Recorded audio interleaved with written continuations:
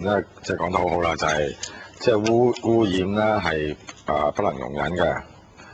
咁啊點解即係要揾錢引嗰啲公司啦？政府做咪得咯？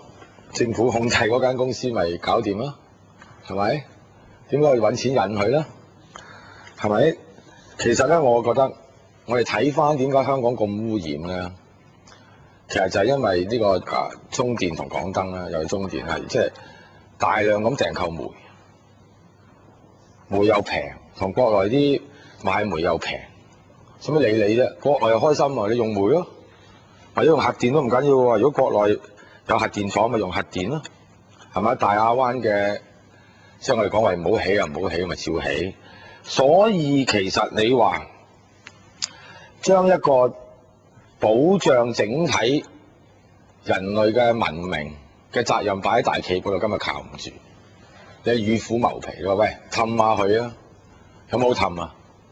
其實如果我哋覺得呢一個環衛係最重要嘅話，殺手鐧就係如果你再唔做，收翻嚟做，我覺得只有一條路。所以其實今次即係政府嗰個建議，其實都係走呢條路嘅嚇，即係呢個污染自一自負，咁就可以轉介落去呢一個消費者身上。其實咧，呢個思路咧係唔妥嘅。民建聯提出咁嘅嘢咧，真係令我匪夷所思。如果話一個政府或者一個財團係計嗰個有冇利潤，係要計呢個社會責任嘅時候咧，係絕對唔能夠用商場嘅原理噶嘛。中電同港燈係控股公司，係大有錢佬控制㗎。佢點會同你講啲咁嘅嘢啊？港燈就李嘉誠，喂，李嘉誠控制嘅到你話嘅咩？可以咩？不過而家有啦，因為有個更加惡嘅姓李嘅人，就係讓阿李嘉誠叛變，就係李鵬個女，就喂，我都想做啊，我又叫中電喎。喂，而家政府有反應啦，乜都有反應。喂，以前好多嘢唔好嘅，原來你兩間嘢，如果再係咁，我真係唔同你玩啦。哎呀，真係慘啊！原來係要即係我哋國內嘅權貴嘅女嚟香港投資，咁先可以打破個壟斷。所以今日政府講嘅嘢咧，應該係20年前講、10年前講。阿劉千石唔喺度，劉千石嗰陣時係靠呢個監管兩電起家嘅，講個口水乾，都冇人理。今日與其話政府係順應民意，就不如講係順應官意。因為香港嘅市場嘅壟斷要打破啦，要俾一個更加大嘅壟斷集團嚟做啦，就係咁樣一回事。呢個根本就係政治經濟學嘅 ABC， 就係啦，呢一個政治係經濟嘅集中表現。呢個就係列寧講嘅，一模一樣。喂，今日就話啦，喂呢個喂兩電呢一個阿陳偉業做咗好多數據啦，比較。你估陳偉業係天才咩？陳偉業會叻得過政府啲部門咩？佢唔知嘅咩？唔係唔知，係因為以前係可以咁樣做，而家可能要改變。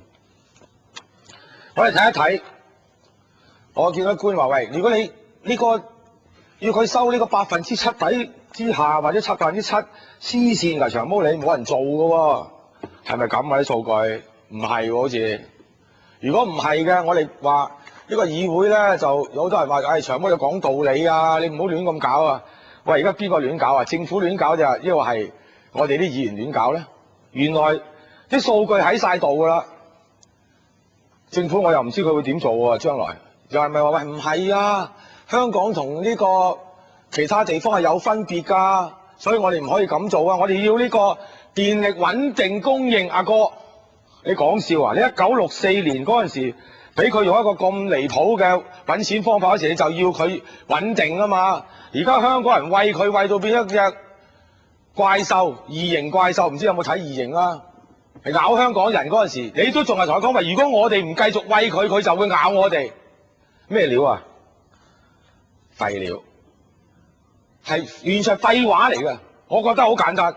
如果兩電係話再同你哋講嗰時話，如果我要做好啲環保，我冇得做，我唔想做。如果我嘅利潤，我嘅呢個利潤率計法有改變，低過7嘅話，我唔做。我話俾你聽，葉樹坤，你叫人嚟俾我做，楊志健唔係誇頭開口咩？喂，你叫我唔好加價，我賣俾你好唔好啊？我話俾你聽，李嘉誠，我話俾你聽，中電啲有錢佬，你夠膽你就賣翻俾香港人，大大殺得起。我而家喺度講，唔可以再對佢哋係呢一個容忍。每一年年尾我都要搞簽名，每一年都喺簽名去到打交咁樣。而家李嘉誠仲唔准我去佢嗰度，下年唔去得添，唔去得嗰度示威話佢港燈收得多，唔通真係掘山墳啊？所以嗰個問題就係話，成個問題喺呢一個公共事業裏邊，港燈、中電以至到其他嘅壟斷財團，全部都係揾香港人笨。呢啲咁嘅壟斷係必須要打破嘅。嗰個打破好簡單，與其係話用市場嘅競爭再兼併再壟斷，所有公共事業都應該由政府去經營，而由一個負責任嘅政府去運作，咁先有監察。我今日監察阿葉生有乜用咧？因為我監察你唔到㗎嘛，人哋啊嘛。所以我講俾大家聽，香港嘅未來出路就係一個咁有錢、咁富裕、民智咁高嘅地方，所有公共事業都應該係以公營為主，係令到政府嘅投資可以回饋社會，令到個運轉係跟公義，而唔係根據私人嘅意願。官員管唔到，立法會管唔到，呢個就係社會主義嘅原則，呢個就係社會民主主義嘅原則。我為呢個原則呼籲政府必須實行呢個原則，呼籲大家必須為呢個目標而奮鬥。